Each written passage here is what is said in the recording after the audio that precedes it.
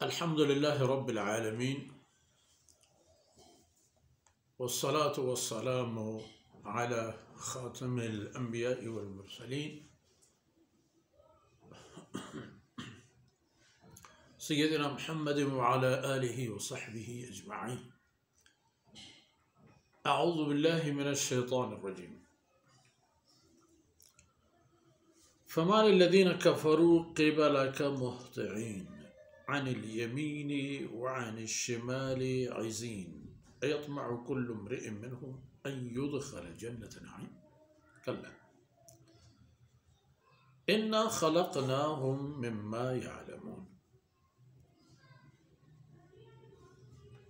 فلا أقسم برب المشارق والمغارب إنا لقادرون على أن نبدل خيرا منهم وما نحن بمسبوق. سبحانك لا علم لنا إلا ما علمتنا إنك أنت العليم الحكيم. رب اشرح لي صدري ويسر لي أمري واحلل عقدة من لساني يفقه قولي واجعل لي وزيرا من أهلي رب زدني علما وارزقني فهما. ثم أما بعد. گرامی قدر بھائیوں بہنوں اور پیارے بچوں، ان حضرات کی صفات بیان ہو گئی نا جو نیک اعمال کے بدولت ان مذموم صفات سے دور ہیں، جو صفات جو عادتیں اخلاقیات تباہی کے سبب بن جائیں ان سے وہ دور ہیں۔ اب ان تمام حقائق اور دقائق کی وضاحت کے بعد اب فرمایا جا رہا ہے فما للذین کفروا قبلک مہطعین۔ پھر جب بات یہ ہے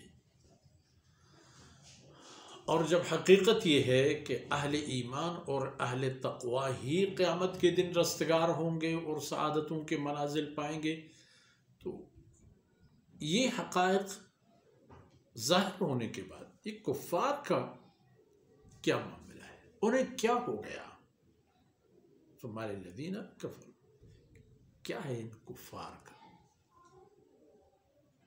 کیا حالت زار ہے ان کی، کیا مسئلہ اور پریشانی ہے ان کا؟ یہ آپ کے طرف بڑھ رہے ہیں، آپ کے طرف آ رہے ہیں، آپ کو جھٹلانے کے لیے دوڑ لگا کے۔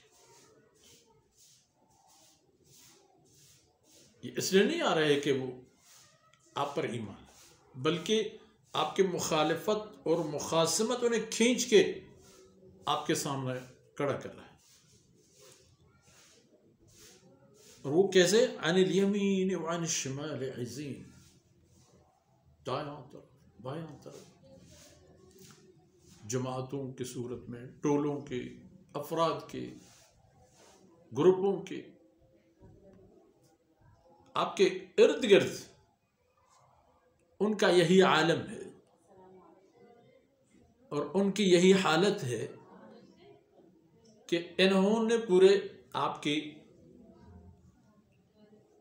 پریشانیوں کے اضافے کے لیے ایک قسم کا ایک میدان سجایا ہے، اور بجائے اس کے کہ وہ اپنی اصلاح کریں، بجائے اس کے کہ وہ اپنے اصلاح کریں، اپنی خامیاں اور کمی دور کرنے کی کوشش کریں، وہ تو کچھ اور سوچ رہے ہیں۔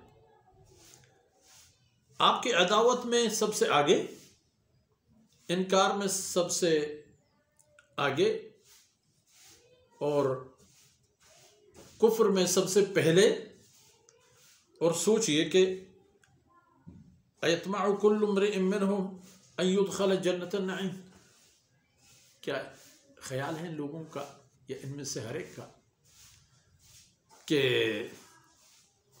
کوئی فرق نہیں پڑتا کہ اللہ اور اس کے رسول پر ایمان نہیں لاتے، قرآن پر ایمان نہیں لاتے، شریعت پر ایمان نہیں لاتے، مگر جنت نعیم کے مالک وہ ضرور بنیں گے. کیا یہی ان کی سوچ ہے؟ یہی وہ سمجھ رہے ہیں؟ فرمایا کلا، وہ یہ سوچ کبھی اپنے دل و دماغ میں نہ لائیں اور اس کو اپنے قریب لانے نہ دیں، کیونکہ ایسا نہیں ہوگا. کلا، کبھی نہیں. انا خلقناہم مما یعلمون، ان لوگوں کو پیدا کیا ہے میں نے، اور جس طرح وہ خود جانتے بھی ہیں ان کا خالق اللہ ہے، اور کن حالات سے گزار کے اللہ رب العزت نے ان کو پیدا فرمایا ہے، اور کن ذرات اور اجزاء پر مشتمل اللہ رب العزت نے ان کے وجود تخلیق فرما دی ہے، یہ تو اللہ بہتر جانتا. فلا اقسم برب المشارق والمغارب انا لقادرون.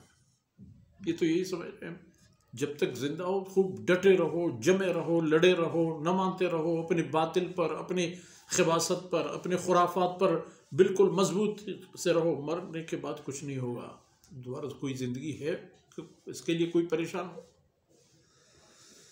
فلا اقسم برب المشارق والمغارب، مشارق اور مغارب کے رب کی قسم، انا لقادرون، مجھے قدرت ہے اس بات کی، علی ان نبدل خیرا منہم، اس بات پر کہ ہم ان کو تبدیل کریں، ان کی جگہ اچھے لوگ لے آئیں.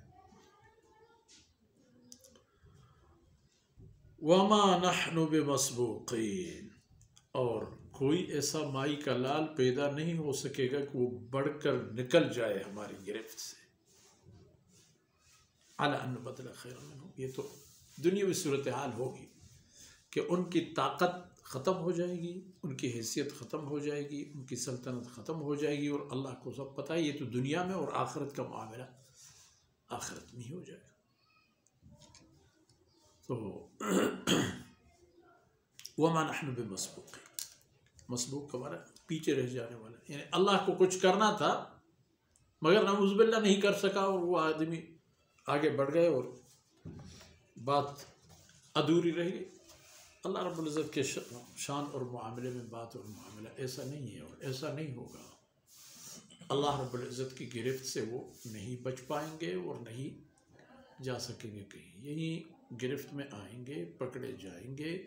دنیا میں ذلت ان کی مقدر اور آخرت میں عذاب الہی ان کی نصیب. تو اس کے بجائے بہتر تو یہی تھا کہ ان کو ایمان اور اہل ایمان کے راستے اپنانے چاہیے تھے، تاکہ دنیا اور آخرت کی سرفرازی ان کے نصیب میں آتی. ان معروضات پر ہی آج کی باتیں اختتام پذیر ہوتی ہیں. اللہ رب العزت ہم سے راضی ہو اور یہ لمحات ہماری دین و دنیا کی کامیابی کے راز بن جائیں. وصلی اللہ علی نبینا محمد وعلی آلہ وصحبہ